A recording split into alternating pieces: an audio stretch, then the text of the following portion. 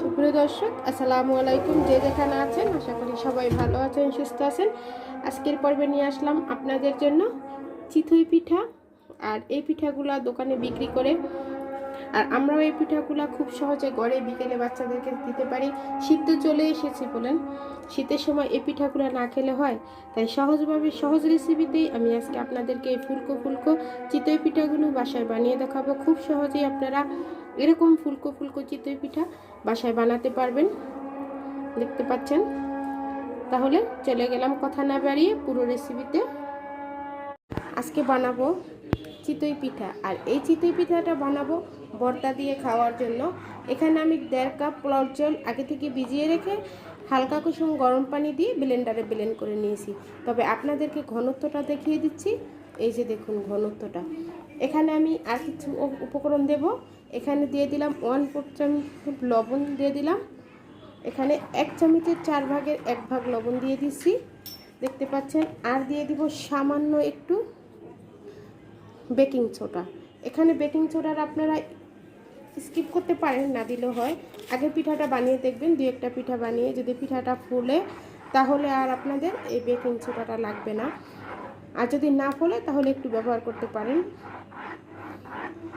এখন সম্পূর্ণ বেকিং সোডাটা লবণটা দইয়ের সাথে মিশিয়ে একটা স্মুথ রেডি করে নেব, দেখতে পাচ্ছেন। ঘনত্বটা আবারও আমি দেখিয়ে দিচ্ছি। এখন এটা চলে যাব বানানোর জন্য।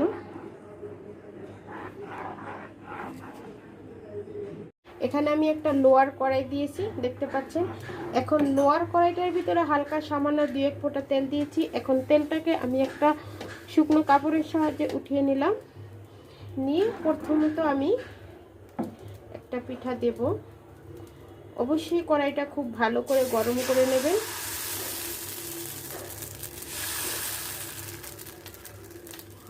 দিয়ে দিলাম। এখন এটাকে আমি একটা ঢাকনা দিয়ে ঢেকে দেব।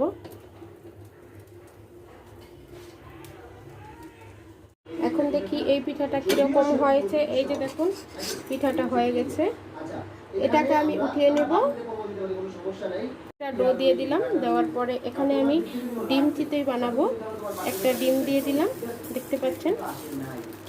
ডিমটা দিয়ে এখন উপরে আমি দিয়ে দেব ধনিয়া পাতা কুচি, কাঁচামরিচ আর পেঁয়াজ দিয়ে সামান্য একটু লবণ দিয়ে দেব।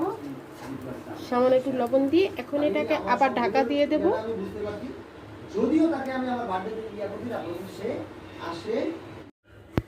এই যে দেখুন আমার চিতই পিঠাটা হয়ে গেছে, আর ডিমটাও উপর দিয়ে দিয়েছিলাম, হয়ে গেছে।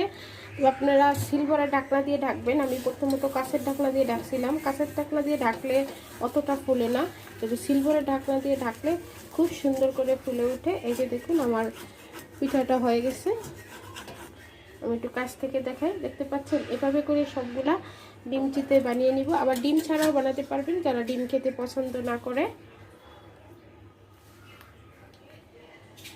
ডিম ছাড়াও বানিয়ে নিয়েছি, দেখতে পাচ্ছেন। অসংখ্য ছিদ্রযুক্ত হয়েছে এবং ফুলেও গেছে। আপনারা কাঁচামরিচ পেঁয়াজ ছাড়াও বাচ্চাদেরকে শুধু ডিম দিয়ে বানিয়ে দিতে পারবেন। আমি কাঁচামরিচ পেঁয়াজ ছাড়াও বানিয়ে দেখাবো।